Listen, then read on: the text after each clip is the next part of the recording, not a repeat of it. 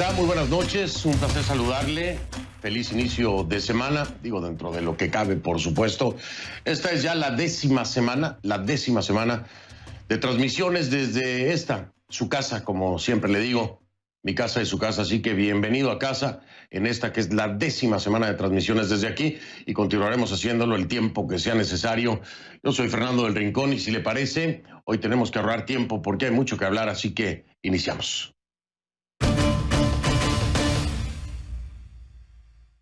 Y le pido que a partir de este momento me acompañe utilizando la etiqueta numeral Conclu Brasil Bolsonaro. El hashtag es Conclu Brasil Bolsonaro, numeral Conclu Brasil Bolsonaro. Esa es la etiqueta que vamos a utilizar durante todo el programa. Sus comentarios con la etiqueta, por favor, a mi cuenta en Twitter, @soyfdelrincón, @soyfdelrincón. Esa es la cuenta en Twitter, Conclu Brasil Bolsonaro es la etiqueta. Y es que el día de hoy tenemos un programa especial sobre Brasil, que ya se convirtió en el segundo país del mundo con más casos confirmados de COVID-19. El segundo país del mundo con más casos confirmados de COVID-19. Ese incremento en los casos, sin embargo, es parte de un aumento casi generalizado en Latinoamérica, que preocupa, por supuesto, a los expertos de salud y a todos nosotros. México, Chile y Perú también han tenido un aumento significativo en sus registros, a pesar de las fechas y agendas de Andrés Manuel López Obrador, el presidente de México, y de el subsecretario de Salud, López-Gatell. Pues ninguna fecha ha sido ni el punto más alto, ni cuando se ha aplanado la curva. Lo mismo está pasando en Chile, lo mismo está pasando en Perú. Lo que pasa es que ahí no han dado fechas ni agendas, ¿no? No han hecho calendario para el COVID, como lo han hecho en México. En fin, pero Brasil ya es el segundo país con más casos a nivel mundial, así que vamos a estar hablando precisamente de Brasil. Pero si le parece, antes de ir con la situación en Brasil, veamos primero cómo ha evolucionado la curva en la región para que entendamos estas cifras. Vamos a iniciar, como siempre, por orden alfabético con Argentina, que actualiza a 12.628 la cifra de contagiados y suma 467 fallecimientos. En Bahamas hay un centenar de casos y 11 muertos.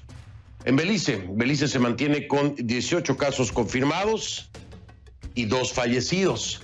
Bolivia, en el último informe, 6.600 casos y 261 muertos. 6.600 casos, 6.660, perdóneme usted, 6.660 casos en Bolivia y 261 muertos. En Brasil se contabilizan 374.898 casos y 23.473 víctimas mortales. Estas son las cifras que ponen a Brasil en el segundo lugar de casos confirmados en el mundo. 374.898 casos.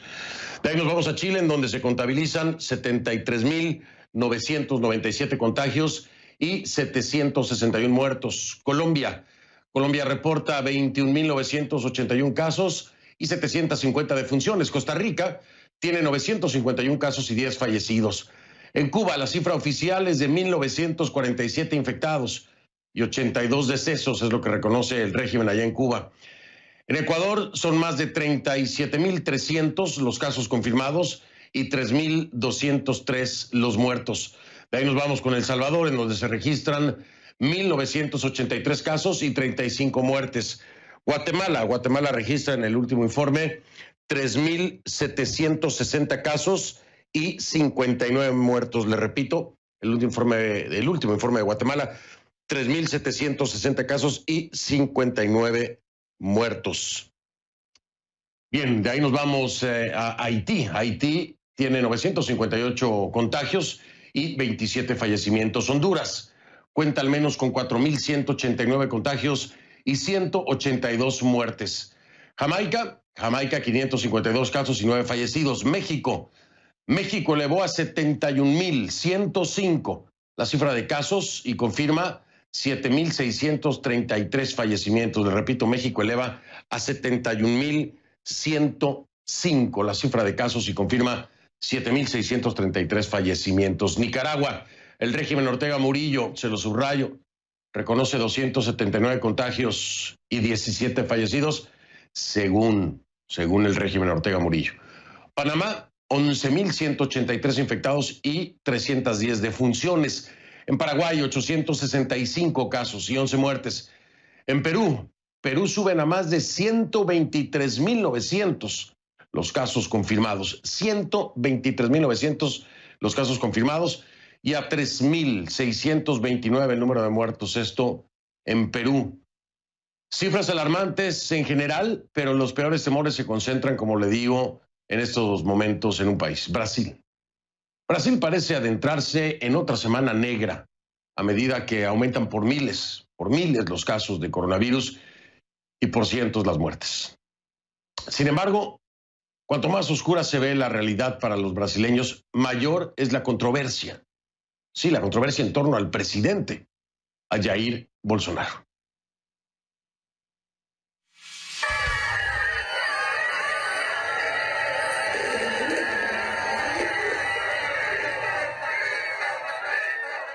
Esta es la imagen que él quiere proyectar hacia el mundo.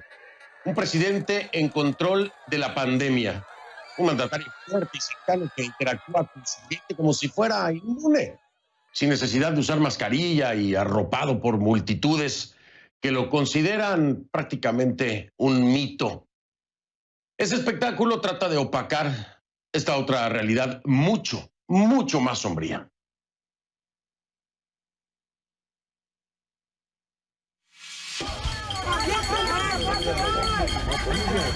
El asesino comunista.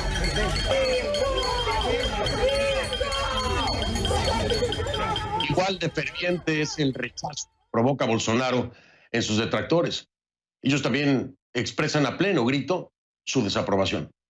Y lo hicieron este sábado cuando Bolsonaro dejó el Palacio Presidencial, no para unirse a sus seguidores, sino para hacer una parada improvisada en un puesto de perritos calientes. Una cena que estuvo aderezada por gritos de asesino y basura, mientras resonaban cacerolazos desde las ventanas. Y es que su gobierno está en graves problemas. El sábado Brasil se convirtió, como le decía, en el segundo país del mundo con más casos confirmados de COVID-19 y es el sexto en el mundo con más muertes. El Ministerio de Salud anunció más de 11.600 nuevos casos en las últimas 24 horas. Imagínese usted, más de 11.600 nuevos casos en 24 horas, así como 806 nuevos decesos. Con ello suman 374.898 contagios y 23.473 muertes por el virus. Dentro de esta última categoría, preocupa lo que está ocurriendo en la población indígena.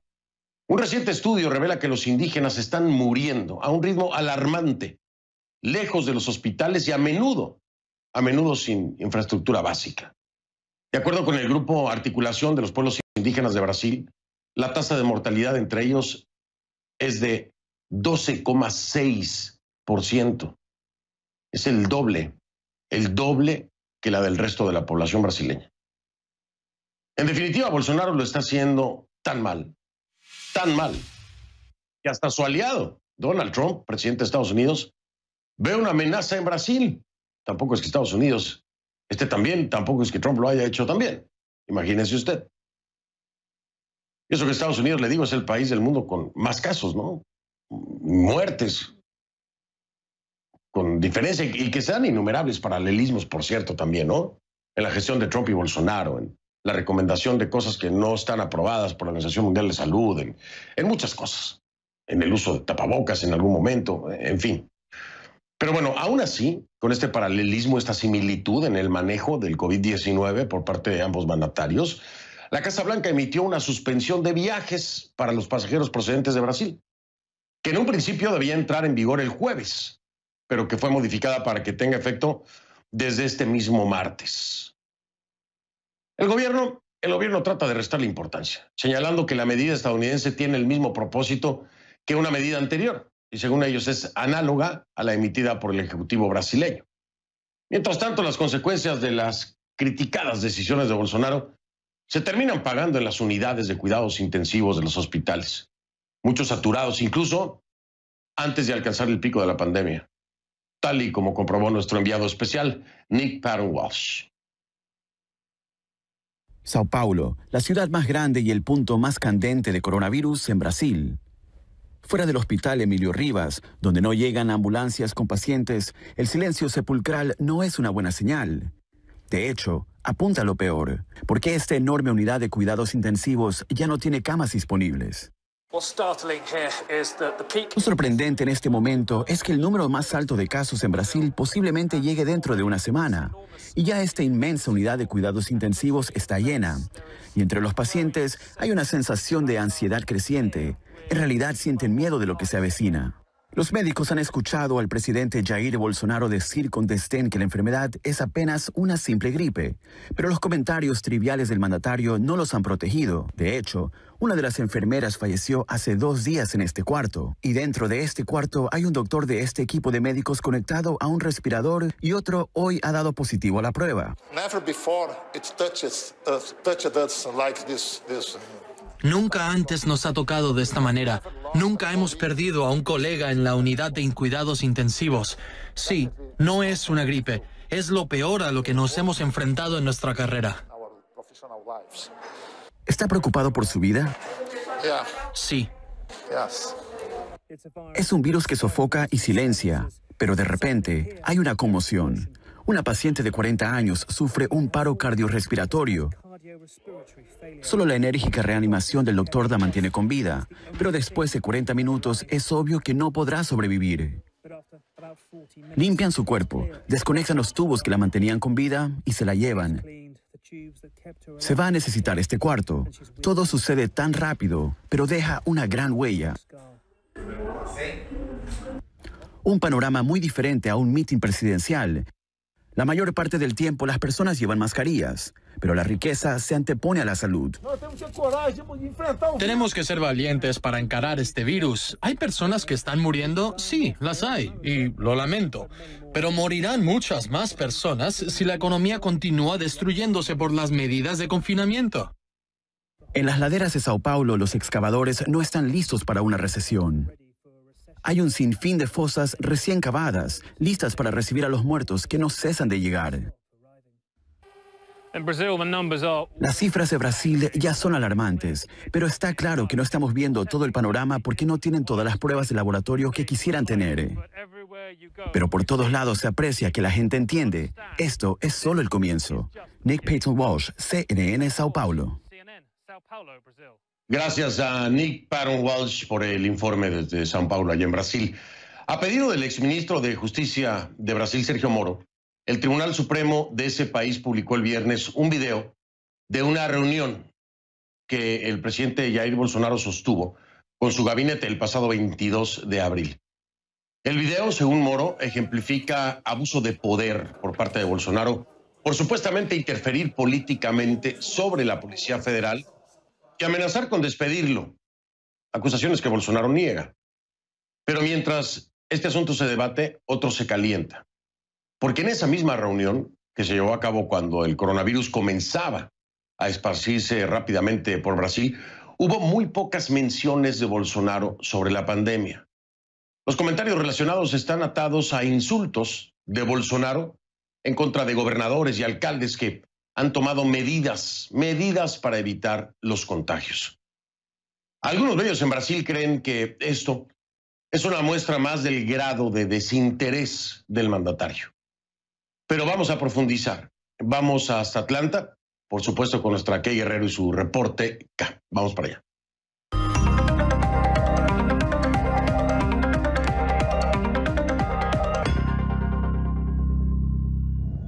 ¿Qué tal, Kay? ¿Cómo estás? Buenas noches, buen inicio de semana. Te saludo aquí desde casa, desde tu casa, allá en tu casa. ¿Cómo estás? Buenas noches. Hola Fernando, buenas noches. Mira, te estoy escuchando con atención y es muy preocupante saber que Brasil es el país más infectado en América Latina, el segundo en el mundo, como tú mencionabas, por los casos de coronavirus. Pero también hay que tener en cuenta que la situación podría empeorar en las próximas semanas cuando alcancen el punto máximo de esa curva de contagio. Pero a pesar de esta alarmante información, alarmante situación, Fernando, el presidente Jair Bolsonaro se muestra quizás desinteresado, vamos a decirlo de esa forma. Además de desafiar las normas de distanciamiento social que están establecidas, también ataca directamente a los rivales políticos que tratan de contener esos contagios. Y uno de estos episodios quedó grabado. ¿Cuándo fue eso? Eso fue durante la polémica reunión ministerial que Bolsonaro sostuvo el pasado 22 de abril con miembros de su gabinete en la capital brasileña. Pese a que la reunión precisamente era para hablar de la pandemia, poco se mencionó. Allí no hubo discusión de planes o de estrategia o de enfermos o fallecidos. Bolsonaro solo se refirió al tema unos minutos y lo hizo para atacar, Fernando, con improperios y malas palabras a los gobernadores de Sao Paulo, Río de Janeiro y también al alcalde de Manaus. Todos estos políticos, como ya sabemos, han expresado abiertamente su rechazo a la postura de Bolsonaro en medio de esta pandemia. Pero escuchemos qué fue lo que dijo el mandatario exactamente en esa reunión. Lo que ellos quieren es nuestra libertad. Eso es verdad. Lo que esa del gobernador de Sao Paulo, esa del gobernador de Río de Janeiro, entre otros, hicieron con el virus es exactamente eso. Ellos quieren aprovecharse de este virus y el alcalde de Manaus está abriendo fosas comunes. Quien no conoce su historia, que vaya a averiguarla. Fernando, varios artículos de prensa publicados este fin de semana en Brasil y también en el mundo, hay que decirlo, sugieren que esta reunión, este lenguaje, esta desconexión, es una muestra más de la irresponsabilidad expuesta por el presidente Bolsonaro, quien aún no se ha pronunciado sobre estos comentarios. Y aunque en ese momento, a finales de abril, la situación en Brasil era bastante diferente porque solamente se reportaban 46.000 contagios, hay quienes argumentan que esos eran los días claves para tomar decisiones, para actuar, para hacer algo. Y precisamente por el comportamiento del mandatario es que hoy por hoy varios sectores en Brasil están pidiendo su renuncia. Uno de estos pedidos lo hizo precisamente el alcalde de Manaus, Arthur Virgilio Neto, en entrevista con CNN Internacional. El alcalde que fue mencionado en esa reunión de abril dice, Fernando, que Bolsonaro es cómplice de las muertes por coronavirus en Brasil. Escuchemos. El presidente lo llamó un pedazo de... Sí.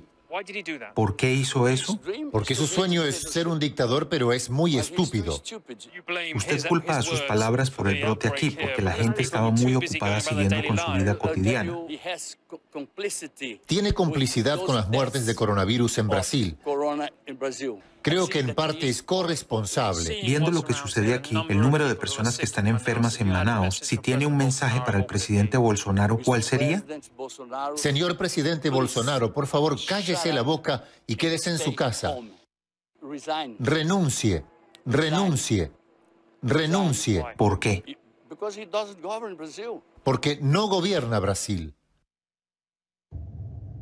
Fernando, son fuertes palabras de parte y parte, pero también de forma paralela hay 7 partidos políticos, juristas, intelectuales, artistas, organizaciones de la sociedad civil en Brasil que el pasado jueves entregaron a la Cámara de Diputados un pedido colectivo encaminado precisamente a la apertura de un proceso de juicio político en contra del presidente Bolsonaro. Lo están acusando, Fernando, de crímenes de responsabilidad pública, incluyendo atentado a la salud pública, dicen, por su conducta irresponsable a la hora de afrontar el COVID-19. El equipo de prensa de la Cámara de Diputados de Brasil dijo a CNN que por el momento no hay ninguna decisión al respecto, Fernando, pero confirman que hay en la actualidad 35 peticiones en contra del mandatario y por ahora el Palacio de Planalto, que es la sede de la presidencia de Brasil, se niega a comentar sobre esto, Fernando. Pues por el momento se niegan a comentar por esto, Kate, pero hay que revisar la historia de Brasil, recordar lo que, claro, en escenarios muy diferentes, pero cuando se escucha esta voz de un juicio político, hay quienes dicen, pues es una difícil tirada, una larga tirada, pero no fue tan larga, por ejemplo, para una Dilma Rousseff. Es decir, hay que tener en cuenta el antecedente en diferentes escenarios, pero por la posibilidad de que en efecto lo que inicia como un reclamo se pueda convertir en una realidad. Es decir, el procedimiento, aunque largo, en Brasil parece que tiene efecto cuando esto suena, aquello. Así es, Fernando, y mientras eso pasa, mientras se debate políticamente lo que puede ocurrir en Brasil, lo más importante es que se tenga en mente que hay una emergencia, que hay que tomar acciones y que las acciones se tienen que tomar hoy, no mañana, Fernando. Efectivamente. Yo no sé en este tema si todos los políticos lo entiendan así, pero creo que esa es la prioridad para cualquier persona en este momento. Ojalá que esa sea la perspectiva también, ¿no?, de los políticos brasileños y de todo el continente y todo el mundo. Mi querida Kay, saludos allá en casa. Gracias, que pases la mejor de las noches. Gracias, Fernando. Buenas noches. Buenas noches, Mickey. @KGuerreroCNN, así la encuentra en Twitter. @KGuerreroCNN. Ahí la encuentra en Twitter. Y, por supuesto, siempre con más información, además de su reporte. Voy a hacer una pausa. Voy a regresar para hablar con Alessandro Molon. ¿Quién es Alessandro Molon? Es líder de la oposición en la Cámara de Diputados de Brasil, miembro del Partido Socialista Brasileño, uno de los diputados que pide el juicio político para Bolsonaro. Regresamos entonces con él después de la pausa.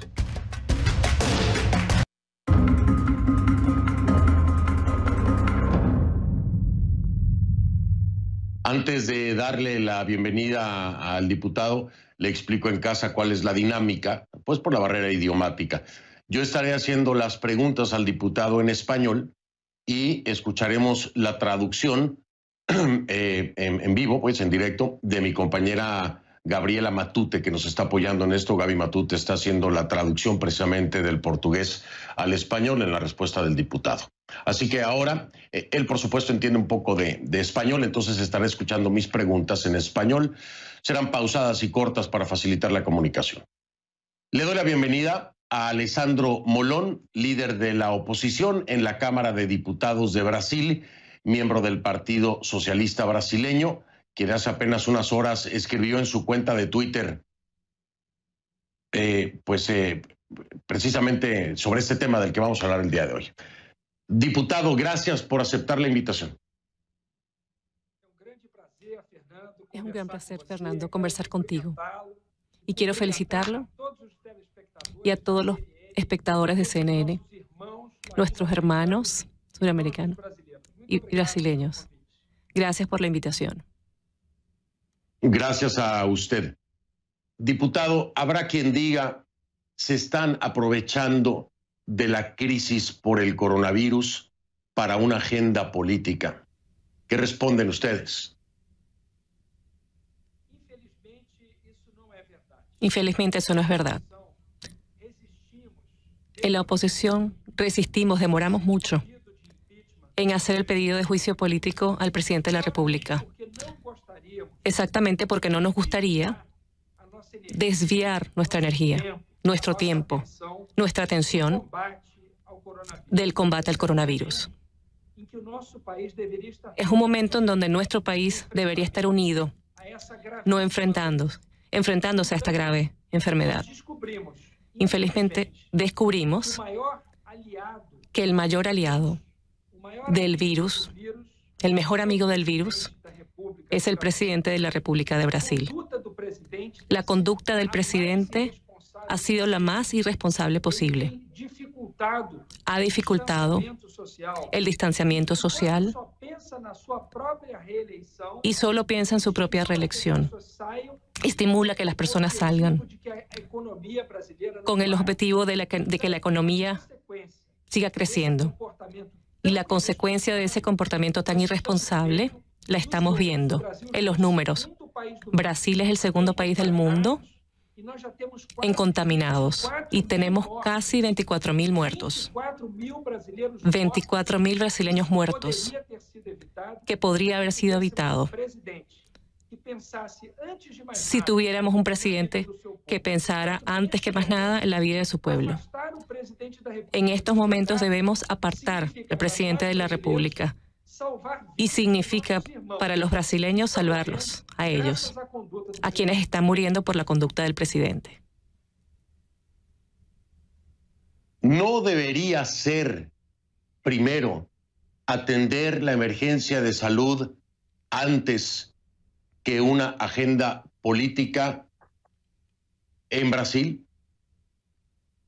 Sin duda, si el presidente de la República no fuese el mayor obstáculo a enfrentarse al coronavirus, sería lo correcto. En condiciones normales, nadie haría cualquier movimiento de la oposición en cuanto al presidente. Afuera, en el mundo entero, vemos líderes de derecha, de izquierda, no importa su ideología. Y la oposición, tanto de derecha como de izquierda, no importa de la ideología. Están agarrados de las manos para proteger la vida de sus ciudadanos, Pero aquí en Brasil, lamentablemente, tenemos un irresponsable en la presidencia de la República. Un hombre que actúa de manera criminal, que está provocando la muerte de brasileños. Entonces, infelizmente, no podemos esperar a que la epidemia pase para actuar. Si hiciéramos eso, nos volveríamos cómplices, conniventes de los asesinatos de los hermanos brasileños. Y eso nunca lo seremos. Diputado, permítame marcar una pausa para regresar y continuar con esta entrevista. Ya volvemos en un momento. Estamos hablando precisamente sobre el tema de Brasil. Mi invitado esta noche es el diputado, miembro del Partido Socialista Brasileño, Alessandro Molon. Es líder de la oposición en la Cámara de Diputados de Brasil. Ya regresamos después de la pausa para continuar con él. No todos entienden la gravedad de la situación que vivimos. Imágenes como las que están viendo dan cuenta de eso. Situaciones como esas son las que ponen en peligro la vida de muchos de nosotros y hacen que el relajamiento de las medidas de distanciamiento social deba revertirse. Eso que está usted viendo pasó en Houston. El alcalde de la ciudad confirmó a CNN que tras ver esa escena y otras similares durante el fin de semana festivo, ordenó que las autoridades hagan cumplir las reglas del 25% de capacidad máxima en discotecas, bares y restaurantes. Esto a pesar de que había dicho que no lo harían. ¡Qué irresponsabilidad! Usted vea esto. ¿Hemos aprendido algo? ¿O de nada sirvió la lección? Mire usted.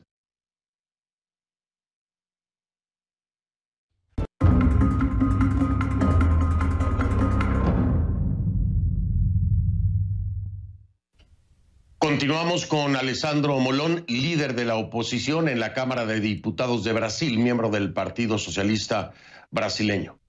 Diputado, un juicio político contra Jair Bolsonaro, que es lo que proponen, no sería rápido. No es una solución inmediata para enfrentar el coronavirus. ¿Por qué lo plantea como una solución a la crisis? Bueno, estamos adoptando todas las medidas posibles para enfrentar el coronavirus. Por ejemplo, los alcaldes y gobernadores brasileños decidieron ignorar al presidente de la República, ya que desde la presidencia de la República no viene ninguna orientación ni coordinación seria, consecuente y responsable. Entonces los alcaldes y gobernadores decidieron actuar por cuenta propia, trabajando a su forma para garantizar el distanciamiento social y equipar los hospitales con respiradores eléctricos para atender a la mayor cantidad de personas. Por otro lado, en el Congreso Nacional, en el Poder Legislativo, aprobamos una serie de leyes que garantizan un paquete de emergencia para los ciudadanos brasileños para que puedan permanecer en casa. Por tanto, no tengan que ir a trabajar. Puedan hacer el distanciamiento social y también recursos para estados y municipios brasileños, equipar a sus hospitales y para micro y pequeñas empresas para que no quiebren durante la crisis. Entonces hemos actuado de un lado del Poder Legislativo y del otro lado del Poder Ejecutivo a nivel local y regional, con alcaldes y gobernadores, ya que nada se puede esperar del presidente de la República. Por otro lado, en cuanto a eso, intentamos apartarlo porque cuando más rápido se pueda apartar de la presidencia de la República, más vidas se podrán salvar. Un presidente que sabotea todo el momento, que de alguna manera dificulta el distanciamiento social. Una crisis como el coronavirus no necesita hoy de una crisis política, pero ya existe. Hoy Brasil enfrenta entonces dos crisis y no solo una. Sin duda alguna. Nosotros enfrentamos esta pandemia que está asustando a todo el mundo y está colocando en riesgo la vida de las personas en todo el planeta, pero aquí en Brasil tiene una gravedad mayor porque tenemos en estos momentos el peor gobierno que podríamos tener. Es como si fuese una tempestad, una tormenta perfecta. Todas esas cosas malas, como si todas esas cosas malas acontecieran al mismo momento. La crisis política grave, la crisis de salud que nos enfrentamos, y como si no bastara eso, tenemos un presidente que ataca a la propia democracia. Intenta minar, intenta debilitar los pilares que sustentan nuestra democracia.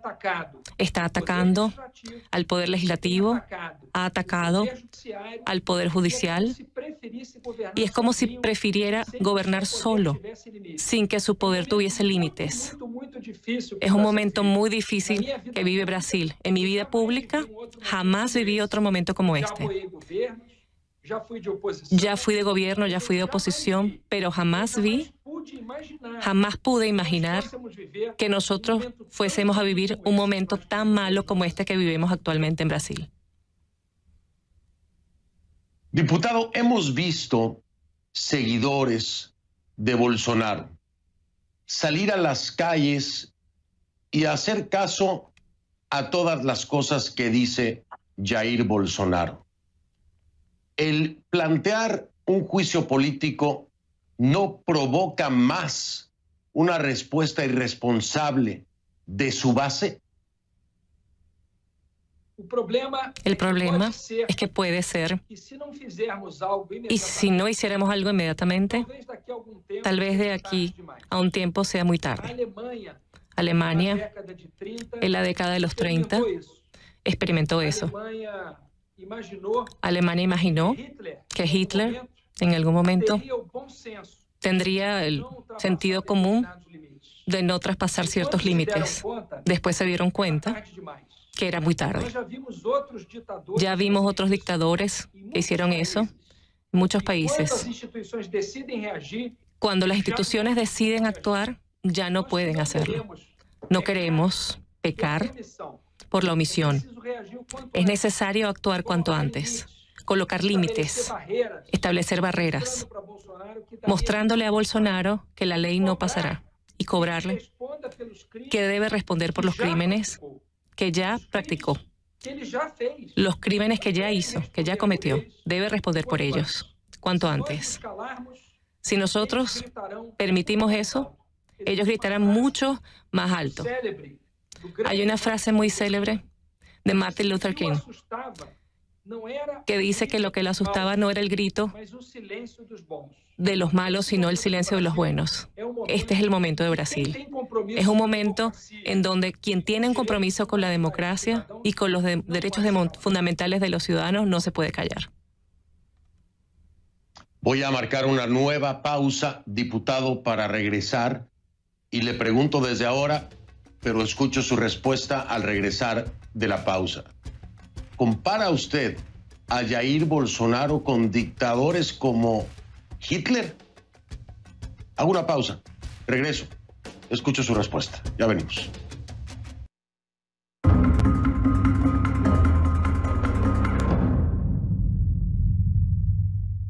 Continuamos con Alessandro Molon, líder de la oposición en la Cámara de Diputados de Brasil, miembro del Partido Socialista Brasileño, es parte de la oposición y de los más de 400 grupos u organizaciones no gubernamentales en Brasil que están pidiendo un juicio político contra Jair Bolsonaro por su manejo con el tema de la pandemia.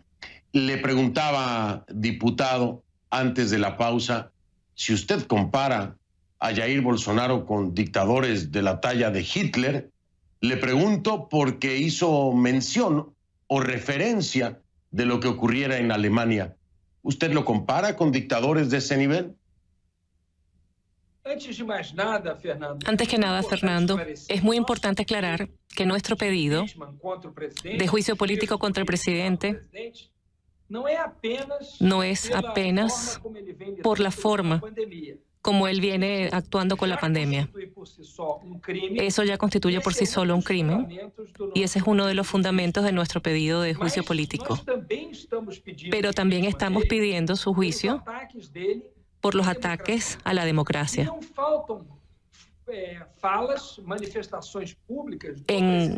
En algunas manifestaciones públicas, en sus discursos, deja claro su desprecio por la democracia y su ataque a otros poderes. De varias maneras. Él viene dejando claro que no respeta los otros poderes. Participó en manifestaciones que pedían el cierre del Congreso Nacional y el Supremo Tribunal Federal. En un discurso suyo, elogió a la dictadura que hubo en Brasil. Como si no bastara todo eso, algunos de sus seguidores también repiten gestos, sean de miembros de la Alemania nazista o ideas propagadas por Mussolini. Por ejemplo, un exsecretario de Cultura de la Presidencia de la República realizó un discurso en donde se asemejaba a un discurso de Goebbels, el ministro de Hitler. En la última reunión presidencial ante el Supremo Tribunal Federal, oímos al presidente de la República decir que iba a llamar a la población para que se resistiera al distanciamiento social decretado por alcaldes y gobernadores. Decía que apenas un pueblo armado es un pueblo libre. Es Mussolini. Por tanto, no somos nosotros quienes asociamos al presidente de la República a dictadores. A varios en todo el mundo. Es él mismo. Sus palabras, sus conductas, que lo aproximan a estos lamentables ejemplos de la historia, que no quisiéramos ni siquiera acordarnos de ellos. Desde esta perspectiva, entendemos que la oposición no solo utilizará el tema del coronavirus, de la pandemia, para sustentar un juicio político, pero hay elementos importantes como el despido y la renuncia de 2 ministros de salud.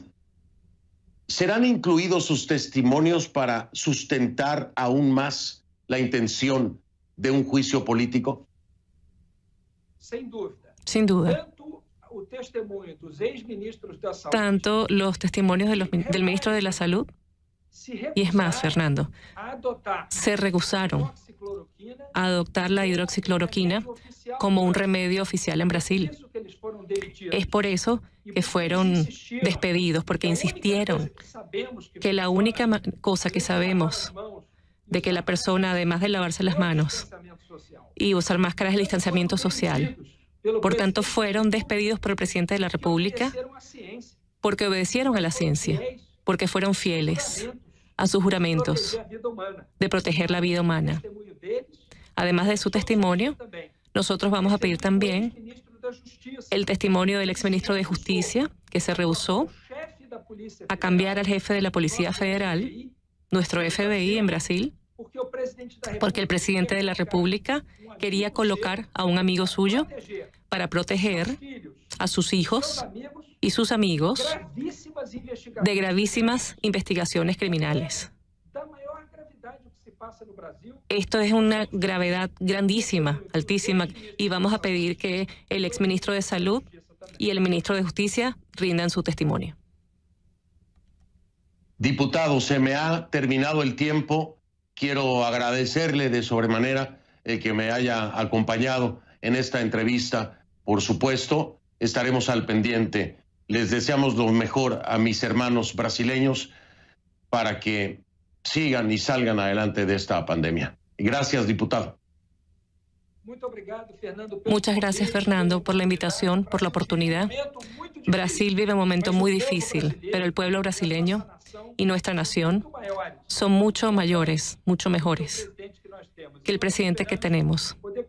Esperamos poder colaborar con todos los hermanos latinoamericanos para la construcción de un mundo mejor. Muchísimas gracias. Gracias, diputado. Alessandro Molón, líder de la oposición en la Cámara de Diputados de Brasil, miembro del Partido Socialista Brasileño, me acompañó. Y Gabriela Matute, mi compañera Gabriela Matute, en la traducción. Muchísimas gracias, mi querida Gaby Matute. Hacemos pausa, regreso. Francia está entre los 10 países con más casos de coronavirus del mundo, pero tras semanas de encierro, toca regresar a la nueva normalidad. Para los restaurantes preocupados por esta nueva etapa, el diseñador francés ofrece una ingeniosa solución, aunque no está comprobado cuán segura sea. Se trata de una enorme tulipa de plástico que se supone sirva para proteger a los comensales mientras comen y que cuelga del techo. El diseñador dice que desde Francia, Bélgica, Canadá, Japón y Argentina se han interesado por su propuesta. Soy Fernando del Rincón. Si no lo vio en Conclusiones, no lo vio. Lo veo mañana, si me acompaña, por supuesto. Gracias.